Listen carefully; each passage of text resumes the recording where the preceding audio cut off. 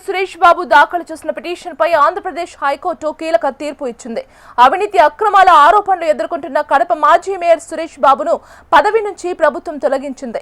ఆ తర్వాత కడప నగరపాలక సంస్థ మేయర్ ఎన్నిక కోసం జిల్లా జాయింట్ కలెక్టర్ నోటిఫికేషన్ జారీ చేశారు. మేయర్ ఎన్నికలపై రాష్ట్ర ఎన్నికల కమిషన్ విడుదల చేసిన నోటిఫికేషన్ ను సవాలు చేస్తూ సురేష్ బాబు హైకోర్టును ఆశ్రయించారు. రేపు జరగాల్సిన కడప మేయర్ ఎన్నిక కోసం ఈ నెల 4న ఎన్నికల సంఘం నోటిఫికేషన్ జారీ చేసింది. అయితే ఈ నోటిఫికేషన్ ను రద్దు చేయాలంటూ మాజీ మేయర్ సురేష్ బాబు కోర్టులో పిటిషన్ దాఖలు చేశారు. అంతకుముందు వాదనలు విన్న అనంతరం హైకోర్టు సురేష్ బాబు దాఖలు చేసిన పిటిషన్ ను డిస్మిస్ చేసింది. దీంతో ఈసీ జారీ చేసిన నోటిఫికేషన్ అలాగే అమల్లోకి రావడంతో రేపు యథావిధిగా కడప కొత్త మేయర్ ఎన్నిక జరగనుంది.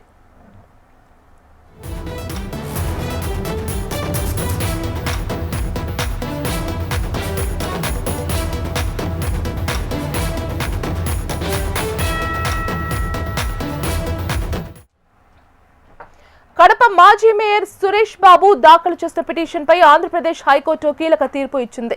అవినీతి అక్రమాల ఆరోపణలు ఎదుర్కొంటున్న కడప మాజీ మేయర్ సురేష్ బాబును పదవి నుంచి ప్రభుత్వం తొలగించింది. ఇక ఇదే అంశానికి సంబంధించి మరింత సమాచారం అందించడానికి మా కరెస్పాండెంట్ కడప నుంచి చంద్రమోహన్ లైవ్ లో ఫోన్ లో సిద్ధంగా ఉన్నారు. చంద్రమోహన్, దీపిక, కేవలం 105 రోజులు మాత్రమే ఉన్న మేయర్ పదవి కోసము వైఎస్ఆర్ కాంగ్రెస్ పార్టీలోని కార్పొరేటర్ల మధ్యన పోటీ జరుగుతుంది. ప్రధానంగా మేయర్ సురేష్ బాబును ప్రభుత్వం తొలగించింది. అవినీతి ఆరోపణలు, మేయర్ కుటుంబ సభ్యులు కాంట్రాక్ట్ పనులు నిర్వహించారు కార్పొరేషన్ పరిధిలో అన్న అంశం పైన మేయర్ సురేష్ బాబును ప్రభుత్వం తొలగించింది. ఈ నేపథ్యంలో మేయర్ సురేష్ బాబు స్థానంలో వైఎస్ఆర్ కాంగ్రెస్ పార్టీకి సంబంధించిన కార్పొరేటర్లు ఎవరైతే ఎన్నుకుంటారో ఆ అభ్యర్థి ఇప్పుడు మేయర్ గా ఎన్నిక కాబోతున్నారు. కాకపోతే ఈ ఎన్నిక నిర్వహించకూడదు అంటూ సురేష్ బాబు హైకోర్టులో పిటిషన్ దాఖలు చేశారు. అయితే ఆ పిటిషన్ ను కోర్టు తోసిపుచ్చింది. ఈ ఎన్నిక నిర్వహించాలని తీర్పునివ్వడంతో ఎన్నికకు సిద్ధమైంది. ఈ క్రమంలో రేపు జరగబోయే ఎన్నికకు సంబంధించి జిల్లా కలెక్టర్ అలాగే జాయింట్ కలెక్టర్ ఆధ్వర్యంలో ఈ ఎన్నిక జరగబోతుంది. జాయింట్ కలెక్టర్ అదితి సింగ్ ఈ ఎన్నికలకు సంబంధించిన ఏర్పాట్లను పర్యవేక్షిస్తున్నారు.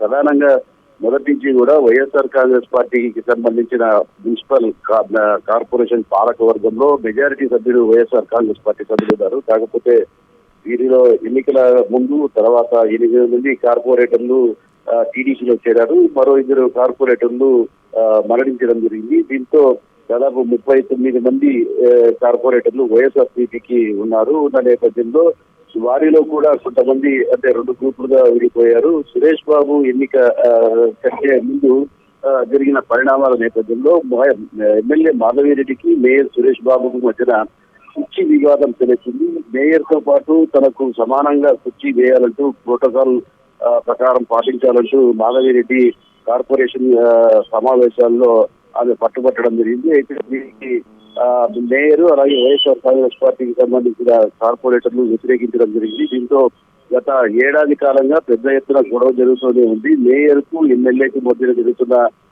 ఈ గొడవలో ప్రధానంగా ప్రభుత్వం కూడా కొంతవరకు జోక్యం చేస్తుందనే చెప్పవచ్చు. ఈ జోక్యం చేసుకోవడంతోనే మేయర్ పైన వచ్చిన అవినీతి ఆరోపణల పైన విచారణ చేయించి ఆయన అవినీతికి పాల్పడ్డాడు. మున్సిపల్ కాంట్రాక్ట్ పనుల్లో ఆయన కుటుంబ సభ్యులందరూ కూడా పార్టిసిపేట్ చేసి ఆ కాంట్రాక్ట్ పనులు నిర్వహించారని చెప్పేసి ఆరోపణలతో అది విజిలెన్స్ విచారణ చేయించి మేయర్ను తొలగించడం జరిగింది. కాకపోతే సురేష్ బాబు హైకోర్టును ఆశ్రయించారు. తనను అక్రమంగా తొలగించారని ప్రభుత్వం కొన్ని అసలు నిబంధనలు పాటించకుండానే తనను తొలగించడం భావ్యం కాదని చెప్పేసి ఆయన కోర్టును ఆశ్రయించడం జరిగింది. అయితే సురేష్ బాబు ఎన్నిక తర్వాత నుంచి ఇప్పటి వరకు తాత్కాలికంగా మేయర్ స్థానాన్ని ఒక మహిళా కార్పొరేటర్ గా ఇన్ఛార్జ్ గా ఉన్నారు. కాకపోతే పూర్తి స్థాయి మేయర్ ను నియమించేందుకు కోర్టు ఈ రోజు మధ్యాహ్నం తీర్పు ఇవ్వడంతో ఈ ఎన్నిక అనివార్యమైంది. ప్రధానంగా వైఎస్ఆర్ కాంగ్రెస్ పార్టీలో 4 పోటీ పడుతున్నారు. అంటే వైఎస్ఆర్ కాంగ్రెస్ పార్టీలో కార్పొరేటర్లు పోటీ పడడం వల్ల వాళ్ళ సీటు వచ్చి వారందరూ తెలుగుదేశం పార్టీకి అనుకూలంగా మారుతారనేది తెలుగుదేశం పార్టీకి సంబంధించిన ఎమ్మెల్యే అలాగే తెలుగుదేశం పార్టీకి సంబంధించిన పోలిట్ బ్యూరో సభ్యుడు శ్రీనివాస్ రెడ్డి యొక్క వ్యూహంగా కనిపిస్తుంది. దీంతో ప్రధానంగా పాకా సురేష్ అంటే బీసీకి సంబంధించిన స్థానం ఇది.